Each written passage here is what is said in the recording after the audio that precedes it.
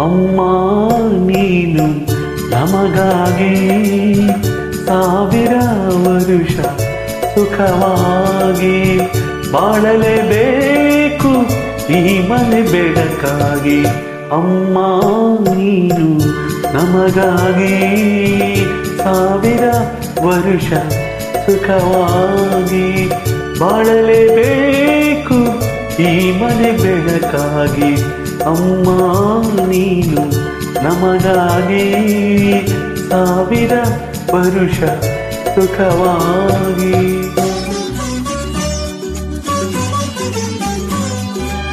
ಇವರೇ